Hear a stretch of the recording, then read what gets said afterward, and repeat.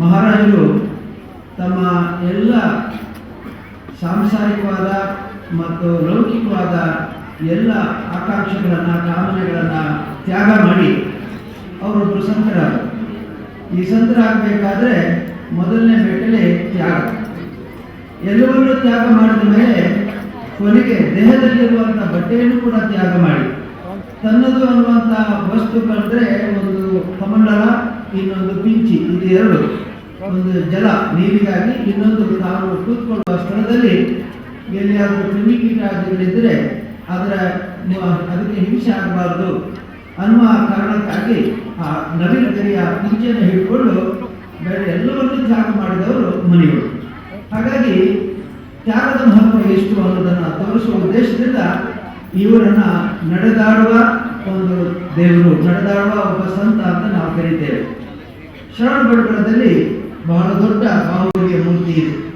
ಈ ಮೂರ್ತಿಯನ್ನು ಯಾಕೆ ಸ್ಥಾಪಿಸಿದ್ದಾರೆ ಅಂತಂದರೆ, ಅವರು ರಾಜ್ಯವನ್ನು ಆಳಿದ್ರು, ಚಕ್ರವರ್ತಿಗಳಾಗಿದ್ದರು, ಮಹಾದಾನ ಮಾಡಿದ್ರು, ಅಥವಾ ಯಾವುದೋ ಒಂದು ದೊಡ್ಡ ದೊಡ್ಡ ಕೆಲಸಗಳನ್ನು ಮಾಡಿದ್ರು ಅನ್ನೋದಕ್ಕಾಗಿ ಅಲ್ಲ, ಎಲ್ಲವನ್ನ ತ್ಯಾಗ ಮಾಡಿದ್ರು ಅನ್ನೋ ಉದ್ದೇಶಕ್ಕಾಗಿ, ತ್ಯಾಗದ ಮಹತ್ವವನ್ನು ತೋರಿಸುವುದಕ್ಕಾಗಿ ಭಗವಾನ್ ಬಾಹುಬಲಿಯ ಮೂರ್ತಿಯನ್ನು ಅತಿ ದೊಡ್ಡದಾಗಿ ಮಾಡಿ ಪ್ರಪಂಚಕ್ಕೆ ತೋರಿಸ್ತಾರೆ.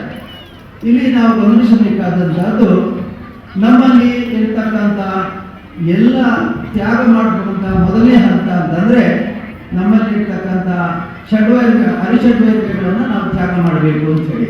ಕಾಮ, ಕ್ರೋಧ, ಮೋಹ, ಮದ, ಮಾಯ, ಲೋಭ ಅನ್ನುವಂಥ 4 ಏನು ಅರಿಷಡ್ವೈರ್ಯಗಳಿದ್ದಾವೆ, ಮೊದಲು ಅದನ್ನು ನಾವು ತ್ಯಾಗ ಮಾಡಿದರೆ ಒಂದೊಂದೇ ಮೆಟ್ಟಲನ್ನು ನಾವು ಮೇಲೆ ಅಂತ ಹೋಗ್ಬೋದು.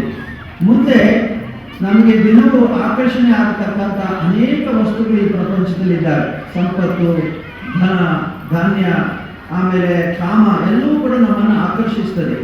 ಇವುಗಳನ್ನು ಹೇಗೆ ನಾವು ನಿಯಂತ್ರಿಸ್ತೇವೆ, ಹೇಗೆ ಅದನ್ನು ನಮ್ಮ ದಾಸನನ್ನಾಗಿ ಮಾಡಿಕೊಳ್ತೇವೆ, ಅಂದರೆ ಸಂಪತ್ತಿನ ದಾಸರು ಆಗಬಹುದು, ಎಲ್ಲ ಆಸೆ ಆಕಾಂಕ್ಷೆಗಳ ದಾಸರು ಆಗಬಹುದು, ಅಥವಾ ನಮ್ಮ ದಾಸರು ಆಗಬಹುದು.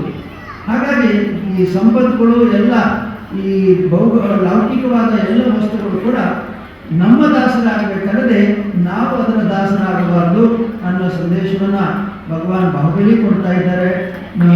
ಮುನಿಗಳು ಕೂಡ ಇವತ್ತು ಅದನ್ನು ಕೊಡ್ತಾ ಇದ್ದಾರೆ.